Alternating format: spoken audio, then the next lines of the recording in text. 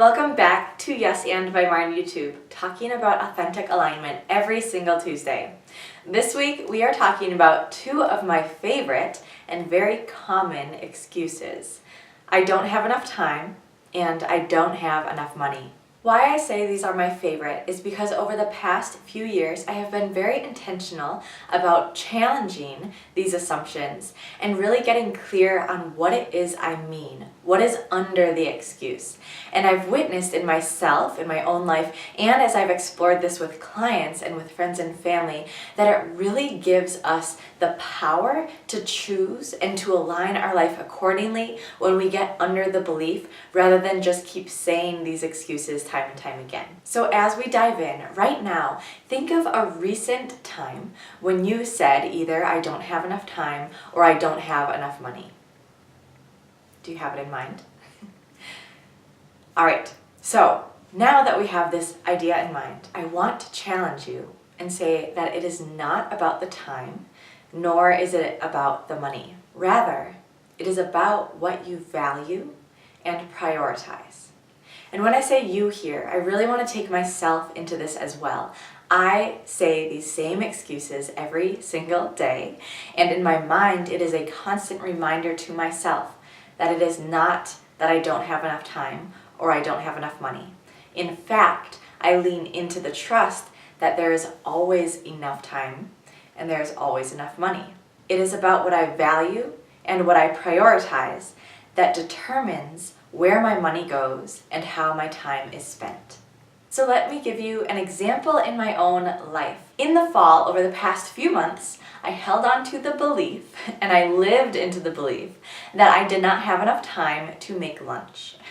Now, in August, when I set my dream week schedule, I set aside an hour of lunch every single day. As I began my business September 1st, I recognized that every day I would delete that hour and fill it with something else. Whether I was outright saying it or not, I was acting from a place that I did not have enough time to make lunch. I paused and asked if I was living in alignment with my values. Now here's where the power comes in. Because during the fall, I decided that yes, I was living in alignment with my values. I was passionate about yes and. I wanted to be spending that hour doing yes and work rather than taking it aside to cook a meal.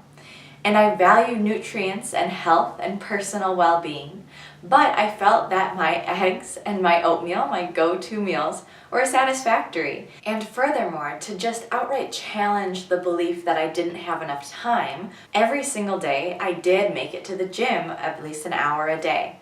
And so I had an hour to do that, and if I had an hour to do that, then I had an hour to cook a meal. As I began the new year in January, I was taking a little evaluation of my life, of how I'm feeling, of my energy levels, and they were dipping low. And so it caused me to ask myself, am I aligning my schedule and my money and my time accordingly? Something I came back to was those hour lunch breaks. And so we're just a few weeks into this experiment, but already I have gathered the data that I do feel more energized. And what I like about this example and why I'm sharing it with you today is because it demonstrates that this is not right or wrong, good or bad.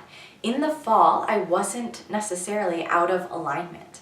I was living in the values that I held at that point.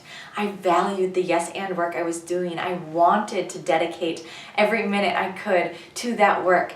And I felt energized and I felt like I had the nutrients I needed. And now things have shifted. It is not about the time and it is not about the money because these will always exist. There will always be enough time and enough money. And time is going to pass and money is going to be spent regardless. So rather than just saying, I don't have enough time or I don't have enough money, because that's such a blanket statement and it really doesn't say much. It doesn't give us much information to work with. Get deeper than that. Ask yourself what's truer than that. Maybe you don't value the thing that you're considering spending time or money on. Maybe you just value something else way more at this point. Maybe you do value this thing and you don't value something else that you are spending your time and money on. A good example of this that I was just talking to a friend about is that when asked where I got this money to go to Thailand, one of my biggest reflections is how little money I spend on alcohol and on dining out. I say this not to say that I'm better or that that was a good choice. I just say this in awareness that I was intentionally spending my money according to my values. So when it came time to make a decision whether I wanted to go to Thailand or not, I had the opportunity because I had been saving this money for something I value rather than spending it on something I didn't value. Another great example is a question that was so powerful when it was asked to me by my life coach.